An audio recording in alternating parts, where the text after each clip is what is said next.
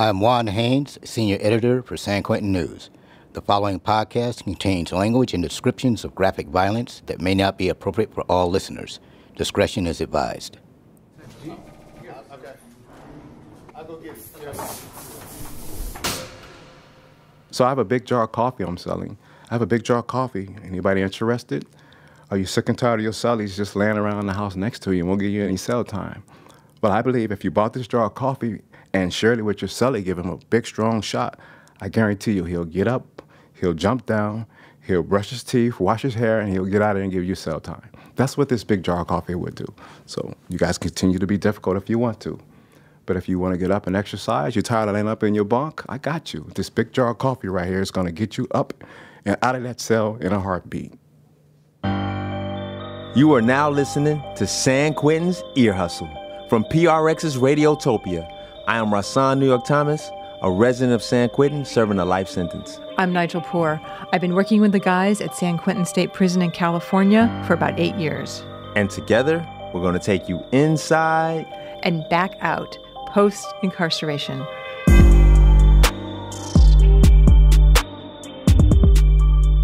On this episode, we're talking about jobs, and we're talking about way more than just making license plates. They still do that in prison. They still do that in prison. God. Well, there's a lot of work that needs to happen in prison, and some jobs are official. And some are not.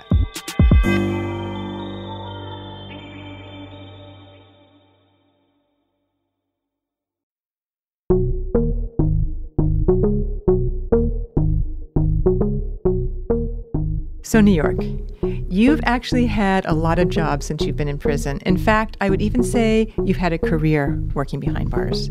So, let's just go over your resume here. Oh, yeah, a lot of different jobs. I see your first job was a prison law clerk. What do you mean, law clerk? Basically, a law clerk hands out the books in the law library. Okay. And they help guys make copies of their legal petitions to mail to the courts. So, how did you get that job? And how does anybody get a job in prison? So I got that job by being a pest. I signed up for a law library so much just to use it that they got tired of me bothering them and said, you might as well just work here. Interesting. Okay. Is that how most people get a job in prison? Nah, most people get assigned a job. And what if you get assigned to a job you don't like? Well, you can't just quit. Mm-hmm. You can try to get a job change, or you can try to get unassigned and not work at all. Okay, so you ended up a law clerk, and I've got a few questions for you. Okay, shoot. First of all, was it a 9 to 5? And what was your commute like? It was 8 hours. Wasn't exactly 9 to 5. They're on a different schedule. Everything's around the count. But my commute was to get handcuffed and take a walk with an officer to A yard from B yard. Every day? Yep. Every day I went to work. God, that is not what there I was was no expecting to FM hear. radio on the way. Okay, we're going to get back to your resume in a bit. But first, let's bring in some of the other voices of San Quentin's workforce. I cook food for the main population, whatever they ask me to cook, pancakes, waffles. I am working currently in the bakery. Eggs, scrambled eggs. Biscuits, make the cakes. Collectively, we cook about 15,000 at least pancakes once every weekend. I'm the hedge groundkeeper in front of Garden Chapel. I take care of the plants. I prune, I cut, I mow the lawn, I edge I prune the trees. I do a lot. I rebuild the toilet, flush valves in the toilets, and I fix the sinks. We do a lot of the repairs around here. Unclog drains. And anything having to do with wood, sometimes metal. Anything to do with the plumbing. I clean toilets for a living. They real shiny. Everybody likes when I clean them, right? I work as a teacher assistant, grading students' work, help them around with math. I work in the library. I really help to educate people. I'm a material handling supervisor. I take all the truckloads that come in, inventory that come in, and then when we get our shop orders, I distribute out the shop orders out to the shop. Well, they build chairs, and I make sure that the quality of the chair is sufficient enough where a customer is not going to complain or send it back. I do all the cleaning from the toilets to the ground to the ceiling. I'm a coder in the Last Mile's Code 7370 coding program.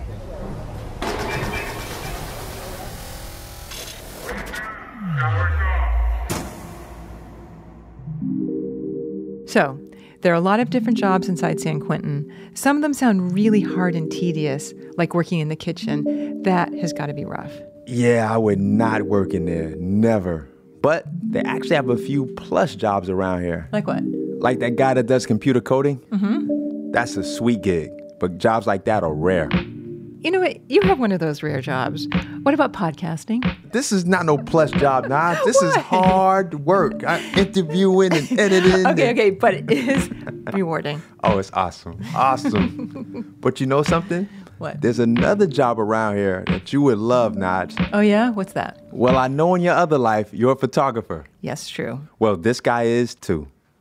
So I walk around every 30 minutes and announce I'm taking pictures. Officially, David Jarrell is what we call a porter. And in prison, porters do pretty much everything. Clean up, move stuff around. And because he works in visiting, he is the person who takes pictures of people on their visits. But those pictures are not free. Nope. You pay for a picture with a ducat. Which is like a ticket. And each ducat costs $2. After I take the picture, 10 minutes later, I got the pictures printed and I hand it back to you. It's a little 4x6. For the most part, it takes each person about 4 or 5 different tries for them to like the pictures, especially the ladies. I'm like, I'm just taking the picture, lady. It's not my fault. I just got to keep my mouth shut in there. Okay, I'll retake it.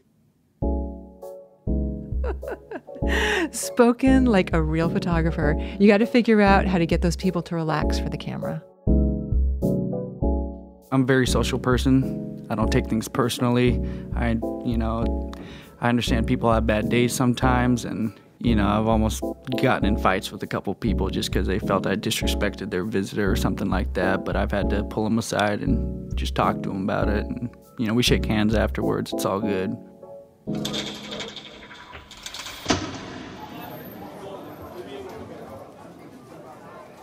Honestly, though, visiting is the one thing that's kept me sane.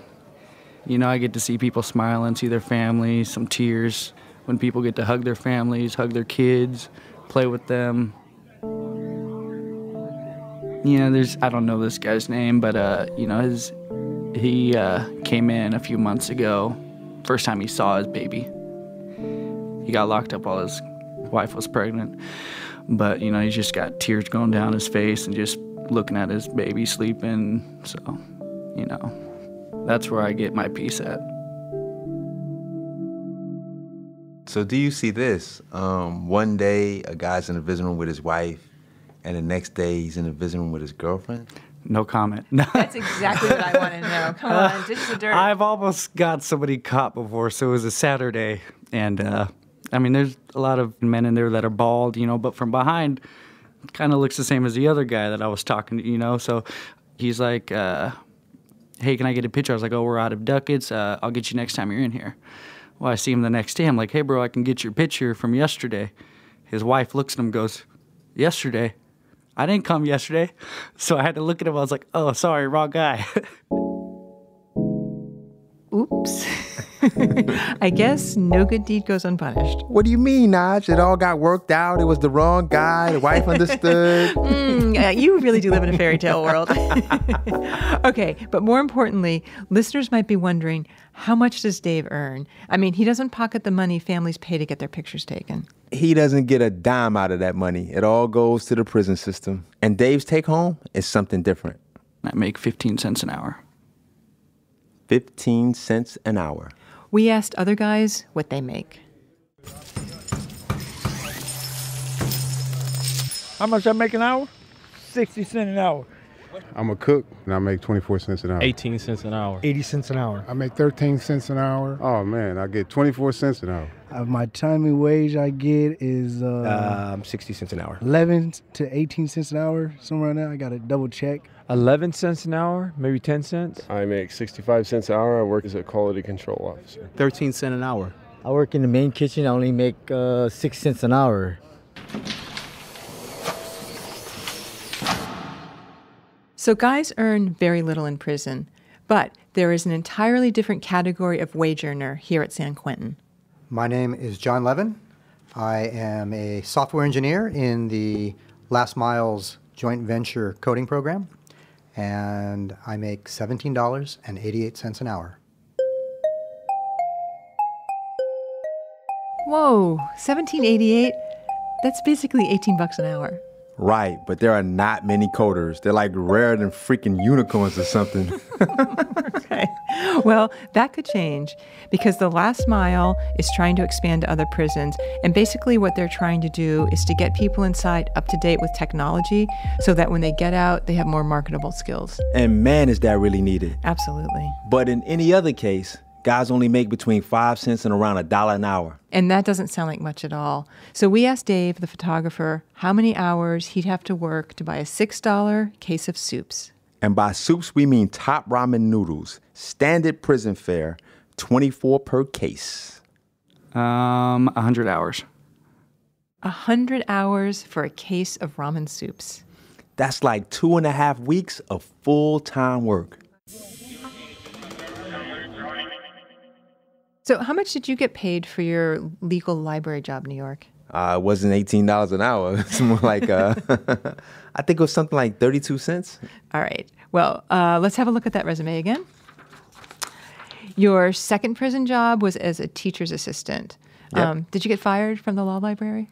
Nah, so after 2 years, they rotate you out that job because they don't want you to be over familiar with the free staff. Okay, we've explained this in other episodes, but let's do it again for new listeners. Free staff are people like me who come to work in the prison. And overfamiliarity, well, that's just getting too close with people and developing friendships that might compromise security.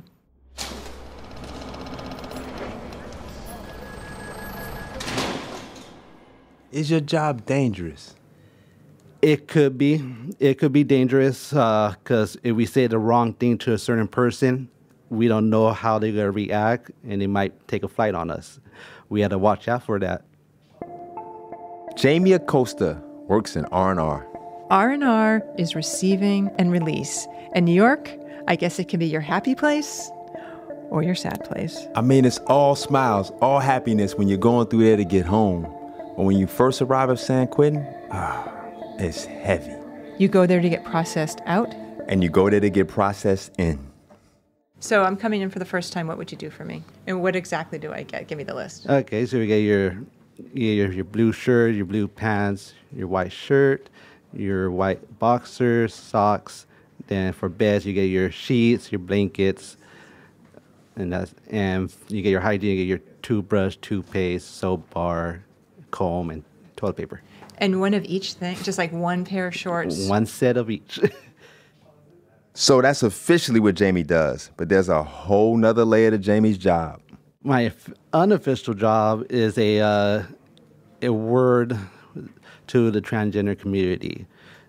Means that every time a transgender enters the prison, I'll be the first one to see them because they are comfortable with me because I'm also a transgender.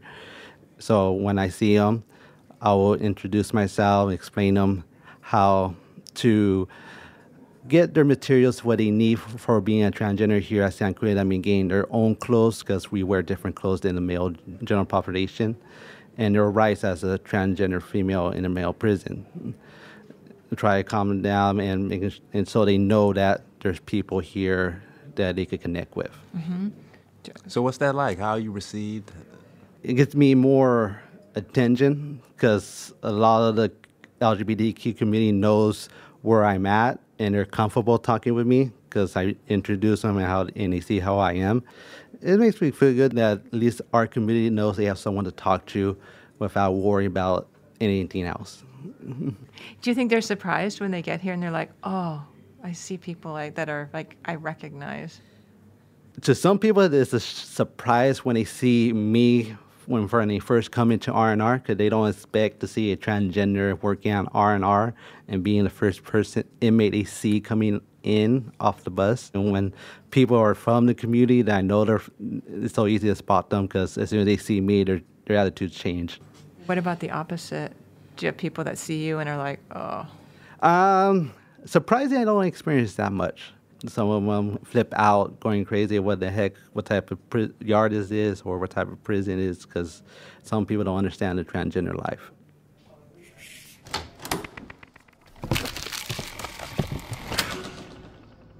My name is Jamie Acosta, and I work at Receive and Release.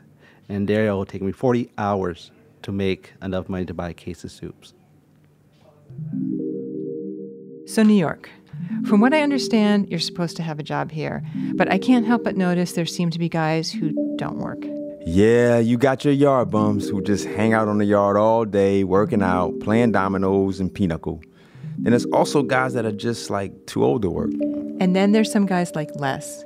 He's not a yard bum, he just doesn't work. Have you worked while you were in prison? Not here. I did all kinds of jobs in my last term. So how do you take care of yourself here? Like if you need a case of soups or some deodorant, some toothpaste? I got to hustle. If you come into prison and you don't have a hustle, you're broke. Really? Can you talk about that? I draw. Ah, you're an artist. Sometimes. Like, what do you draw? Whatever feels.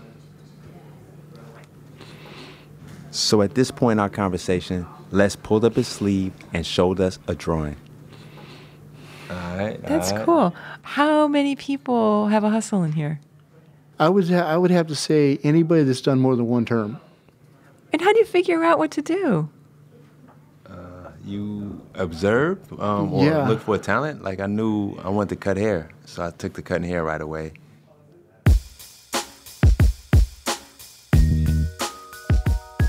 Do you still cut hair in New York, or is your hustle a full-time gig? Hair hustle is all I do. I do not cut hair anymore. I'm out of the barber business. But name some of the side hustles guys have going on. There's sewing and typing and cooking and fixing things and drawing. We even got a chiropractor, a stylist, a clothes washer, a paralegal. Oh my God, okay, there's tons and tons. And those are the only side hustles I know about, Naj. Right. Okay, so I'm guessing most guys are pretty quiet about their side hustles. At least I don't hear much about them. But there is one guy I notice who appears to be a walking, talking billboard for his side hustle. We heard him at the top of the podcast. My name is Billy Terry, a.k.a. a cowboy. Yeah. Cowboy thinks of himself as an old-time neighborhood peddler. My job is catering to all you guys' needs. Whatever it is that you're looking for that you don't have, my job is to find it for you. Okay, New York, I have noticed Cowboy on the yard for years, but I've never spoken to him until now. Yep, on the yard he's hard to miss. He is. It must have something to do with his hats. I've got many hats. I call them Monopoly top hats. I have like 3 of them. And I have like a cowboy hat, pretty much like the Wild Wild West hat that James West wear, like it's pretty much like a gambler. And I notice you always have something around your waist. Is that some kind of a corset or is it a back brace or what's going on with that? It kind of reminds me of like a vest where I can sport my pocket watch, my little trinkets like chopstick, little silver coins or whatever. But my style is different. And I'm my own person. I'm a leader. And because of that, I can wear my hair any kind of way I like it, to the left, to the right, wow, whipped up, unique. I'm just cool like that. You can hear it in his voice.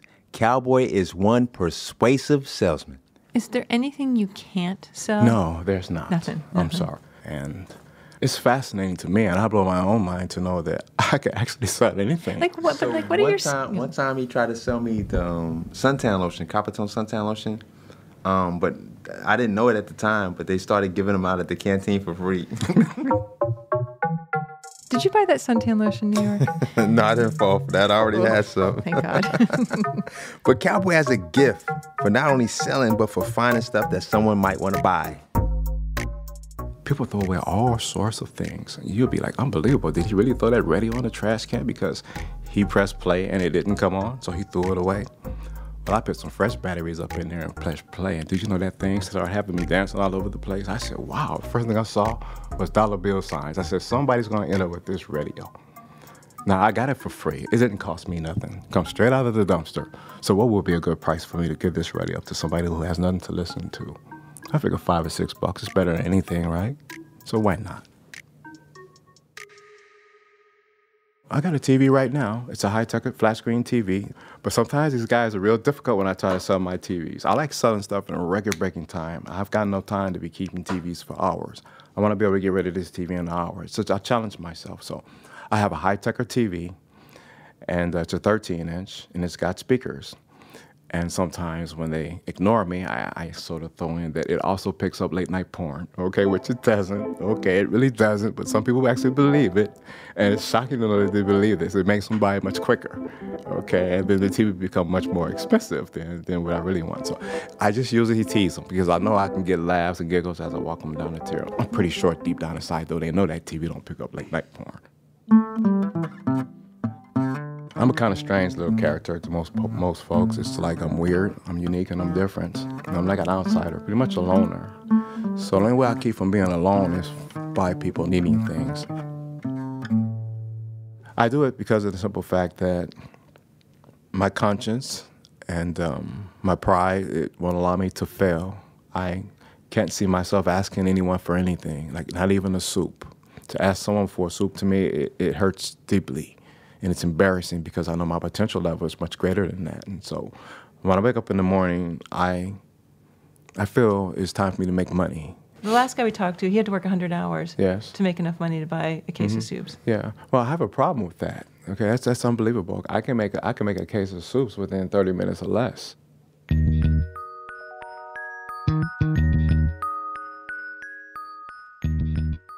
After the break, we'll be back with more about jobs in prison. Including jobs that come with a state pension.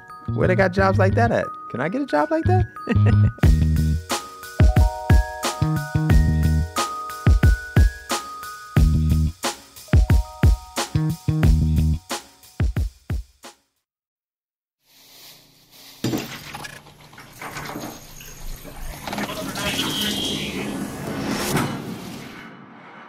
I knew my assignment was a tower. And it was a tower at Wasco. It was an evening shift. I remember approaching that shift thinking, man, I'm going to be on point. My eyes are going to be open, going to be peeled. And when I get up there, I realize what I'm supervising is the backside of some housing units in a staff parking lot. That's Ralph Diaz. He's talking about his first day on the job that incarcerated people like me could never get hired for. A prison guard, a correctional officer, a CO. And COs do a lot of different jobs at the prison. And Ralph Diaz, he's done a whole bunch of them. He started as a CO in 1991, guarding that parking lot, and was later moved to the education area, where he guarded people, not buildings. And in education, he worked side by side with the incarcerated people who also worked there. They work for me, and you really get to know them real well. And you talk to them, and they do their job, and you just ask them about the game last night, you talk about a whole lot of stuff, and it's real friendly, But then when Diaz saw one guy he worked with back in his housing unit, it was another story. And when I get in the building, and I'm like, hey, man, what's going on, man? What's the program here tonight?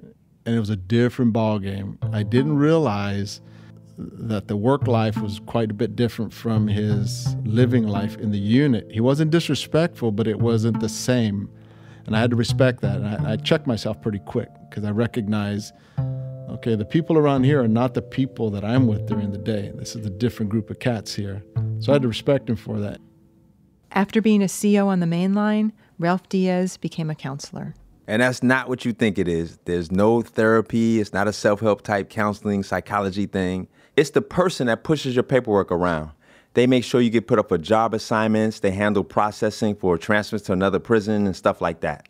And Diaz told us if he had stayed as a CO on the main line, he doesn't know if he would have made it. There were days where I thought, I don't know if I could do this for 30 years. That's why I think for me, the greatest thing I did was become a counselor. Was it the violence? Was it the bullying? Was it knowing the worst that people were capable of? Like, what was it that was so... I think a lot of it was the average person doesn't have to engage in conflict or verbal tension on a daily basis. You want to do a basic thing like, hey, we're going to run yard today. And for some reason, the yard is delayed 5 minutes. Then you get a housing unit full of people hollering at you, calling you out your name. And then when the doors open, as they walk by, you're hearing it. As a young person, if you're not equipped, it does take its toll. It does. You start reflecting, hey, I'm 27 years old. I've got how many more years of this? Like, wow, I don't know if I want to do this so those are the decisions you think, man, maybe I want to go back to school, be a teacher. Maybe I want to go do something else. Well, he did do something else, actually. A few something elses, including being a warden. And today, Ralph Diaz is the secretary of the California Department of Corrections and Rehabilitation, which means he is everybody's boss. But his experience, back when he was a CO, of working side by side with incarcerated people is not unusual in a level 2 prison like San Quentin. And that's what we're going to get into next. The collaboration between workers on the inside and workers from the outside.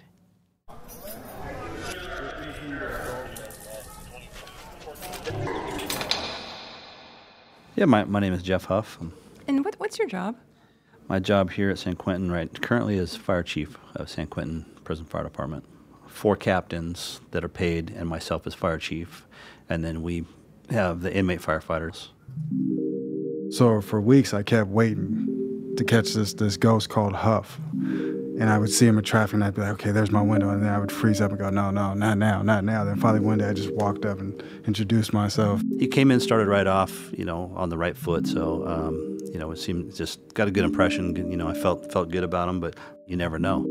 As the inmate firefighter, I have to prove myself, right? I have to show that this guy with the freckles and the tattoos on his face, who probably doesn't have the best file, is serious about being a firefighter. Sandy Rashid Lockhart is serving his last months of a 17-year sentence. He works for Chief Huff in very unusual circumstances for a prison. Right. Chief Huff runs the San Quentin Fire Station, but he's also a CO. And what might be surprising is that when they are on the job, they actually live together, like in any other firehouse. What's that change like? Like going from locking them in a cell, next door neighbors now. It's not roommates. It's a very similar camaraderie as working in any other firehouse, except for there's definitely a lot harder line on a lot of things. We trust these guys. We trust them on calls. They could be saving us just as well as we could be saving them. Rashid's been at San Quentin for 7 years. He got a job at the firehouse 2 years ago. And the firehouse where Rashid and the 10 other firefighters live is just outside the walls of San Quentin.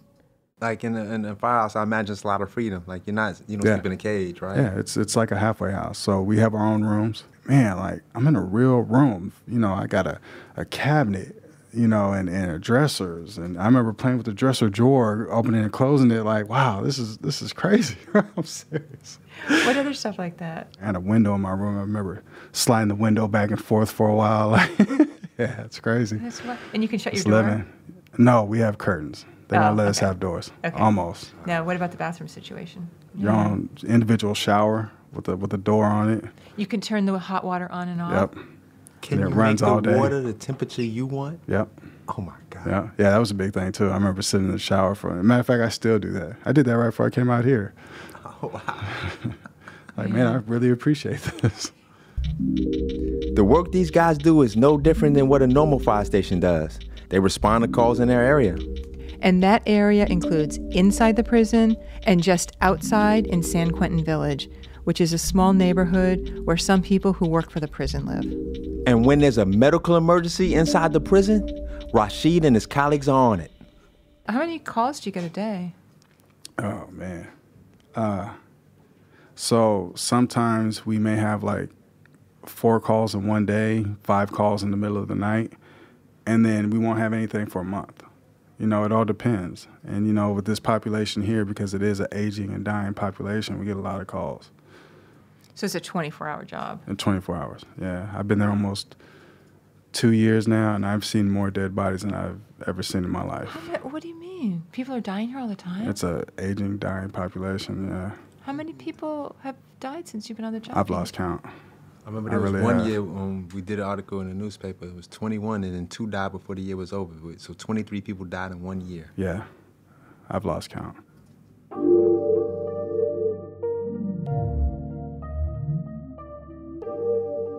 He may have lost count, but Rashid has noticed how different parts of the prison deal with death.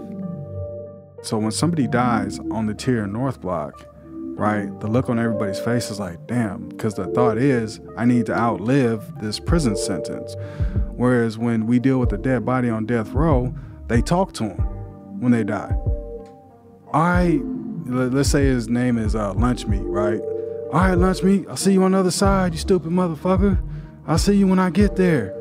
So the realities are different, right? And the guys in North Block, like nobody wants to look? No, because it's. I think it reminds them of their own mortality. Everybody wants to outlive these sentences. So for the guys on death row, it's like, you know, he finally made it out. And then for the guys on the main line, it's like he didn't make it out.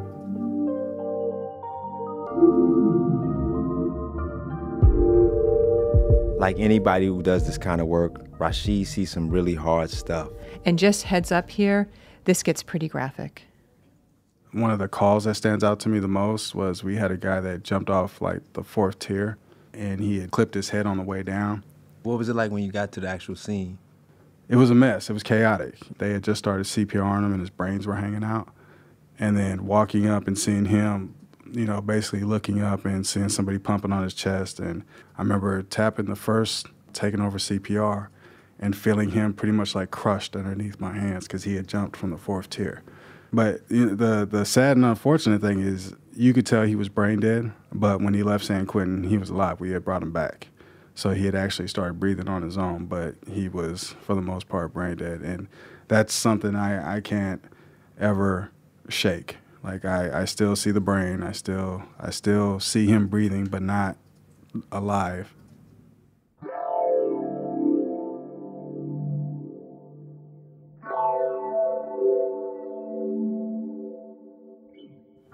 So when you're in that kind of high trauma situation, what actually happens to time?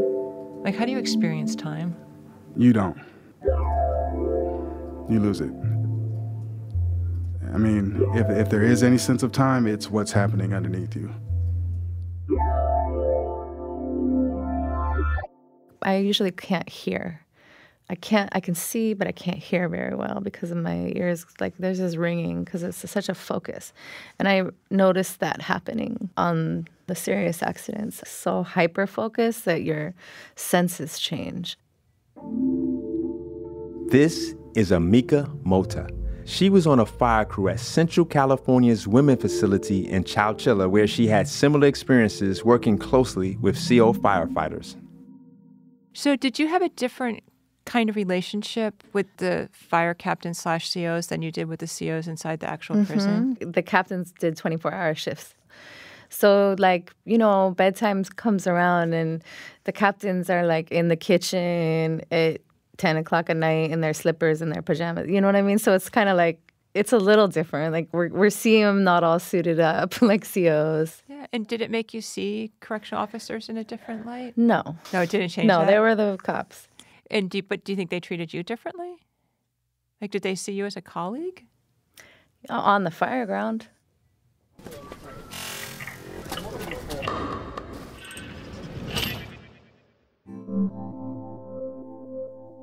The firefighting was the hardest thing I've ever done, like, physically. Besides giving birth, but, you know. Yeah, so what did that do to your, like, just your psyche and your self-esteem to constantly be doing things you didn't think you could do? It just builds you up. Especially, like, in prison, you know, it's the things I relied on before that were my workouts in the yard or the books I would read, or, you know, like, those were like accomplishments. And then this became like this thing that, you know, we were engaging with people too, and like this feeling like, you know, you perform CPR and somebody would survive and we had to win, and it was like, you know, the family just loved up, you know, the firefighters. It was beautiful. It was a good thing.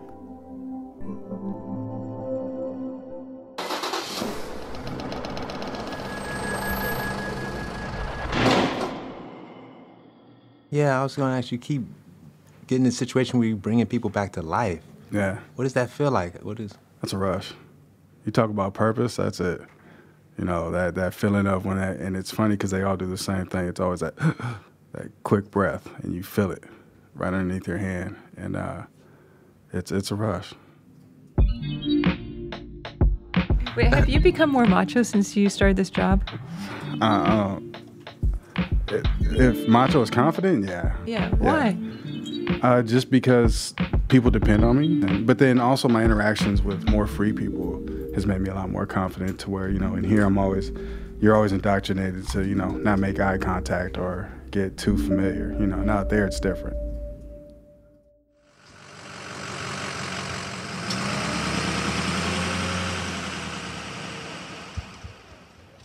When he gets out in a year, Rashid would love to do on the outside what he does on the inside. If I could, I'd be a first responder. That's hands down. I've never loved anything more in my life than doing this. But there's a big barrier that he's up against and that Amika has already faced. A lot of times having a record can keep a person from getting that EMT license. And without that, it's extremely hard to get a job as a firefighter. But those are things that have to change. And that's what I want the public to hear, is I want them to know how difficult it is for us when we come home. And we've been in people's homes doing medical calls. We've been in trusted positions, fighting fires at COs' houses. And they relied on us and trusted us. And then we're here and we're not trustworthy. And we're not, all of these things don't matter anymore when we come home.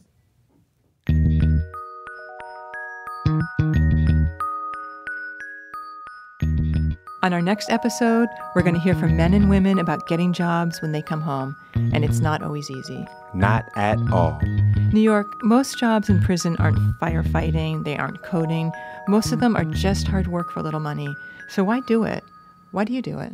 Well, for me, I have a life sentence, and so if I just sit here and don't do anything with my time, I feel like a further waste of life, a further waste of time. I gotta have a reason to get up every day. I need purpose, I need meaning. I need something that's educational and fun to do. And there's one more reason why I do this job. Oh, really? What is that? I need the snack money.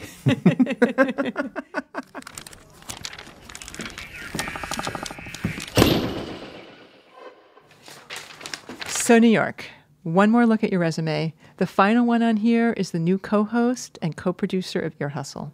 Best job I ever had, Naj. Best job I ever had. Well, I sure like having you as my professional colleague. Right back at you, Naj. I just want to thank Jerry Brown for sending Earline home. I was really sweating that. I'm glad it made you happy.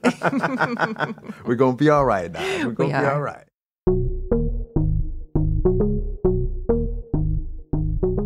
Thanks to everyone who spoke to us about jobs in prison. David Jarrell, Jamie Acosta, Leslie Nelson, Cowboy, and Chief Huff. And also Sandy Rashid Lockhart, Amika Mota, all the guys on the yard, and a special thanks to Secretary Ralph Diaz.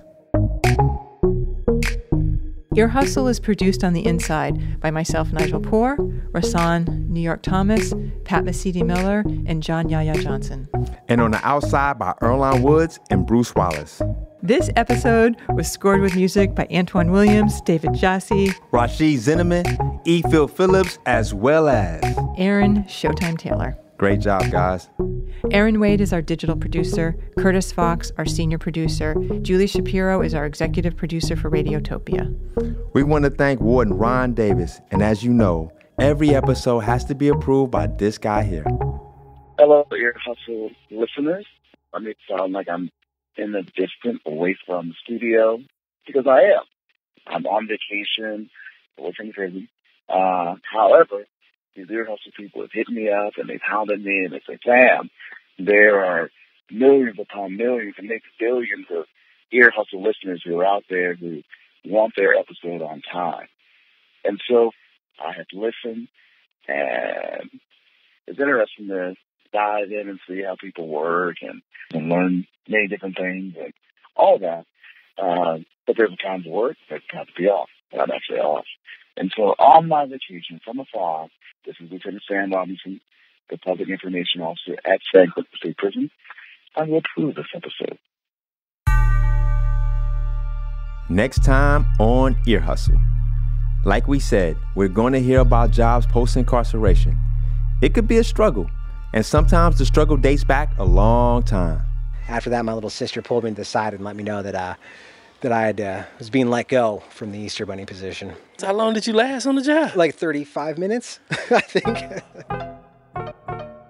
This podcast was made possible with support from the Chan Zuckerberg Initiative. working to redesign the justice system by building power and opportunity for communities impacted by incarceration. Check out our website, earhustlesq.com, where you can sign up for our newsletter, see pictures of people in our stories, and it's also a place to buy Ear Hustle sticker packs, mugs, and t-shirts, so check it out. And also follow us on Twitter, Instagram, and Facebook at earhustlesq. And remember, we're asking you listeners to remix our theme song. That's right. We want to hear what you come up with. So make your own rendition, put your own twist on it, make it crack, make it smile, make it pop, make it lock, make it boogie. Just go to our website, earhustlesq.com, and download the elements from our theme song and make a version of your own. You can then send it to us, and we might just play it on our next episode. And the deadline is, what, New York? August 31st. And I heard we already got some great submissions. Oh, yes. I got my harp. I want some 808s. Ear Hustle is a proud member of Radiotopia from PRX, a collection of the best podcasts around. Hear more at radiotopia.fm. I'm Rasan New York Thomas. And I'm Nigel Poor. Thanks for listening. My name is Sandy Rashid Lockhart. I am an inmate firefighter. I have to work 16 hours to buy a case of soups. Radiotopia.